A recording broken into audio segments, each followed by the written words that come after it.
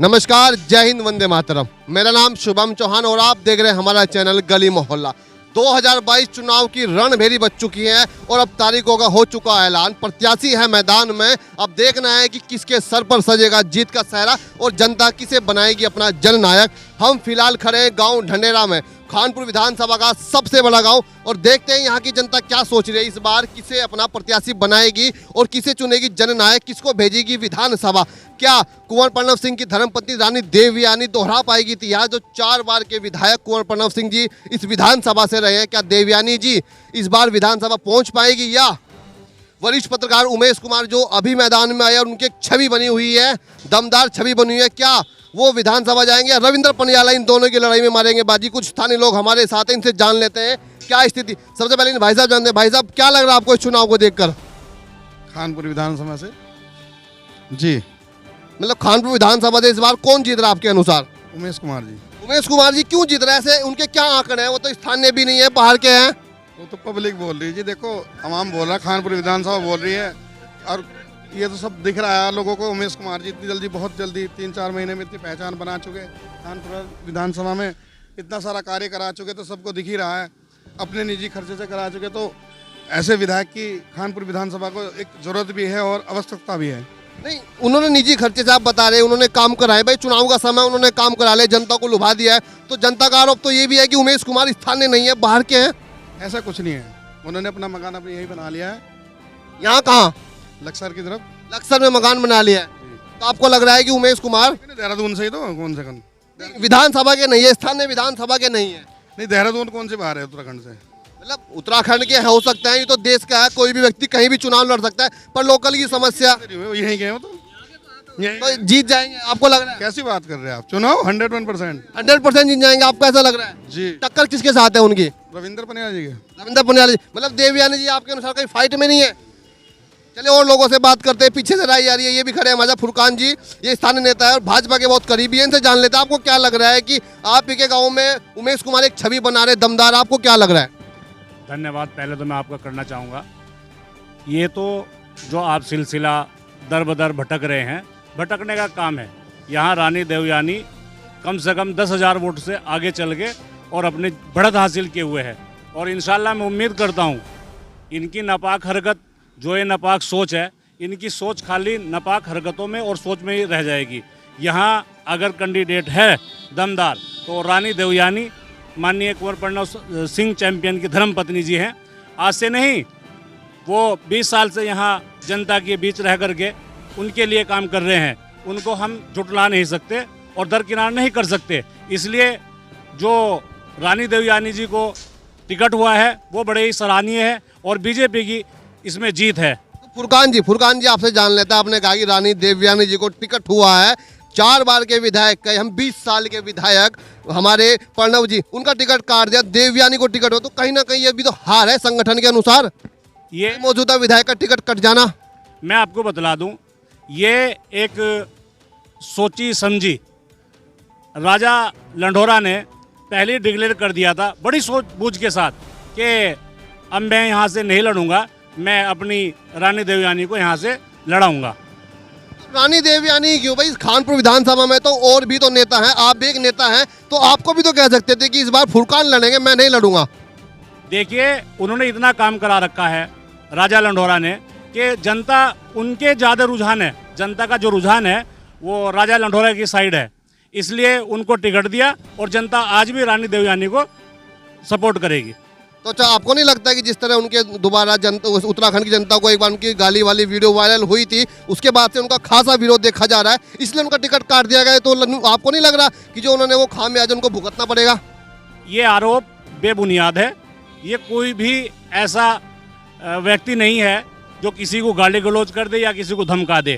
ये एक बड़े नेता होने के नाते उनकी वीडियो को एडिट करके बार बार दिखाया जाता है, उनको बदनाम करने की साजिश है।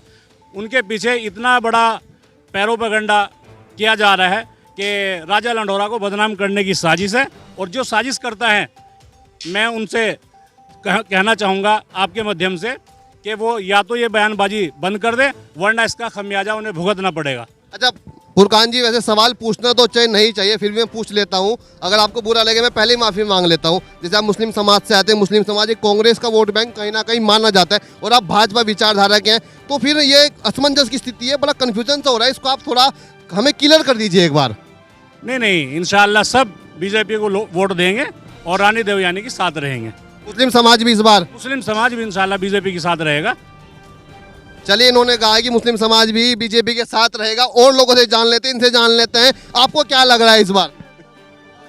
जी, मैं तो देखो भाजपा का आदमी हूँ, भाजपा को ही भाजपा के आदमी हो या अपनी वाइफ के आदमी हो? नहीं, मैं भाजपा का हूँ। भाजपा के आदमी। मुझे कोई फर्क नहीं पड़ता कौन क्यों कैंडिडेट किससे खड़ा कर रहे हैं, चाहे मैं डरता किसी को भी टिकट दे दो, किसी को भी टिकट दे दे, किसी को भी। मैं भाजपा को ही वोट दूंगा। ऐसा क्यों? मेरे मन में भाजपा बसी है तो मैं भाजपा को मन में भाजपा बसने का कोई तो कारण होगा भाई। जैसे मैं भोलेनाथ की पूजा करता हूँ क्योंकि मैं आराध्य मानता हूँ उनको, तो यहाँ से भारत के अंदर में भाजपा का ही राज रहना और भाजपा ही रहेगी।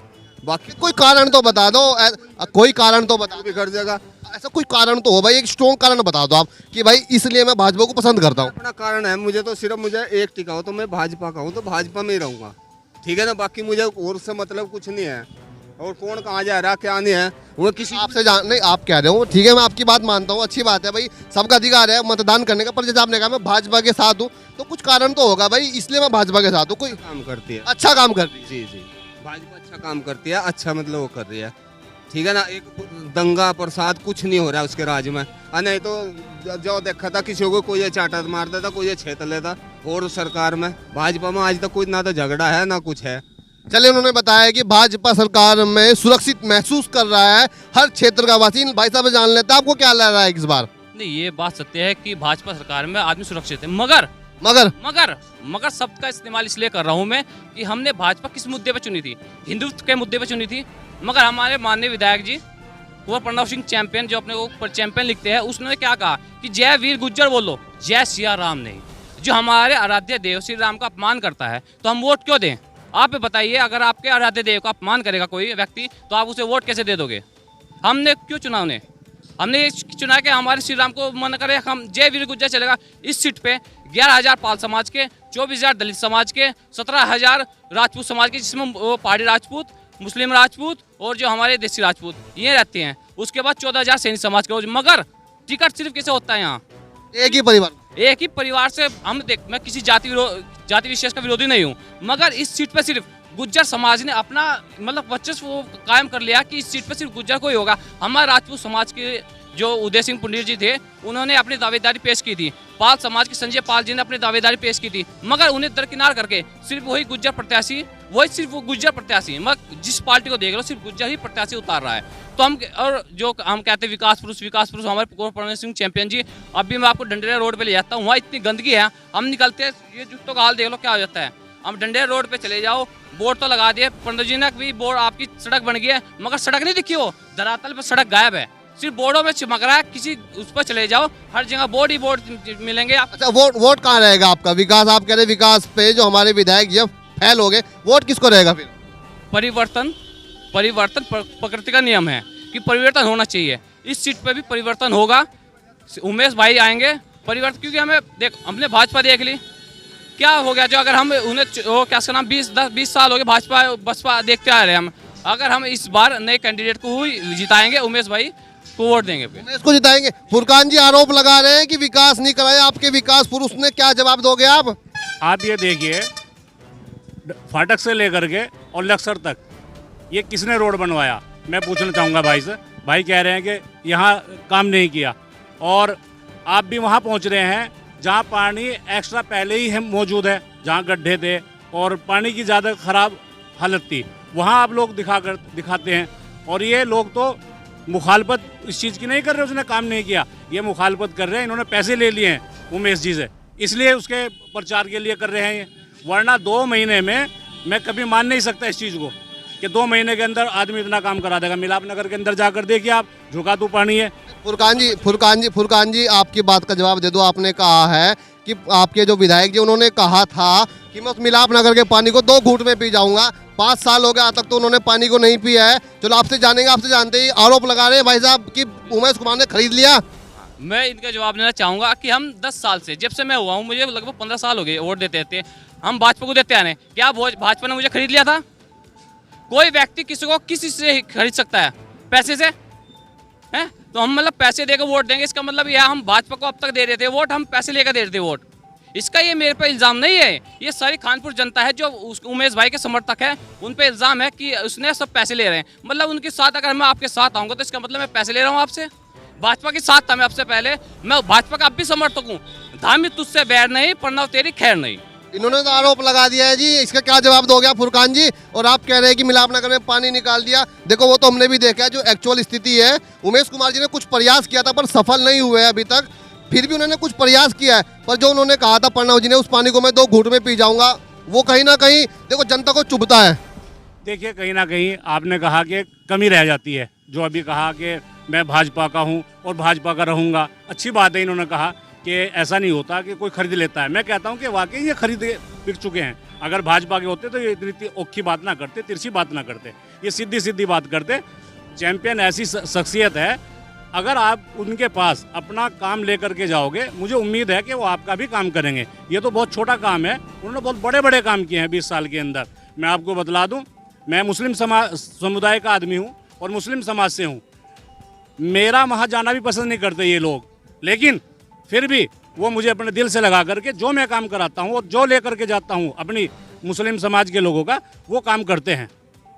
चलिए, इन्होंने बता दिया, इन्होंने अपनी सफाई दे दिया और आपने भी बताया। आप क्या कहोगे? अच्छा, इन्होंने कहा है कि भाई कहीं ना कहीं कुछ ना कुछ तो कमी रह गई है। नहीं, बिल्कुल कमी रह चुकी है। एक बात, विधायक का दायित्व होता है कि जो पैसा फंड मिला है उसे लगाए। वो अपनी जेब से क्या लगा रहा है? अगर सड़कें ना मिले, हमें 20 साल हो गए, चतुर्थ लिखते हैं, हर बोर्ड पे लिख रहे हैं चतुर्थ लिखते हैं। अगर अब भी रोडों का खस्ता हाल है तो उसके जिम्मेदार कौन है? हम किसे वो दोषी ठहराएंगे? हम विधायक को तो दोषी ठहराएंगे। और बाकी बात है बिकने की, अगर बिक चुका है, अगर कोई किसी पार्टी का समर्थक होता है, क्या वो बिक चुका है? यहाँ इसमें है, पार्टी भी है, कोई भी है, बीएसपी भी है, या पार्टी नहीं है, निर्दलीय है। अगर हम निर्दलीय को, इससे पहले क्या उसका नाम, प्रणव जी निर्दलीय चुनाव लड़े थे और जीते थे, क्या उन्होंने जनता को खरीदा? इसका मतलब सीधा सीधा आरोप प्रणव जी पे है कि उन्होंने जो निर्दलीय चुनाव लड़े थे वो सबको खरीद के ही लड़े थे। चलिए, उन्होंने अपनी राय रख दिया और लोगों से जान लेते हैं, और लोग इनसे भी जान लेते हैं क्या राय है सभी की। आपको क्या लग रहा है इस बार आपका वोट कहाँ रहेगा? आप बताइए, आपका वोट कहाँ रहेगा?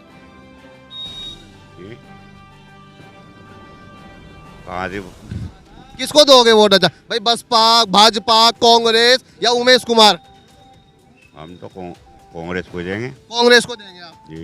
इन्होंने बता दिया कांग्रेस को देंगे। आप बताओ, आप किसको देंगे? आप बताओ, आपकी वोट है? तो वोट है ही नहीं। वोट नहीं आपकी, चलो कोई बात नहीं। चलो भाई साहब, हम आपको अलविदा लेते हैं और हमने आपकी धंडेरा की जनता की बात कराई, सबकी मिलीजुली प्रतिक्रिया रही है। तो 2022 का भविष्य बताएगा कि कौन बनेगा जननायक और जनता किसे चुनेगी। क्या रानी देवयानी दोहरा पाएगी इतिहास, या निर्दलीय खड़े हुए उमेश कुमार इस विधानसभा का जीत पाएंगे? विश्वास। और वहीं कहीं इन दोनों की लड़ाई में रविंद्र पंजाला ना मार ले बाजी, जो भी होगा दिलचस्प होने वाला है मुकाबला, बड़ा कांटों का होने वाला है। सबकी मिलीजुली प्रतिक्रिया, कोई नाराज है तो कोई खुश है, जो भी होगा अच्छा होगा। सभी को हमारी मंगल कामनाएं हैं और एक बार फिर आप सभी को जय हिंद, वंदे मातरम।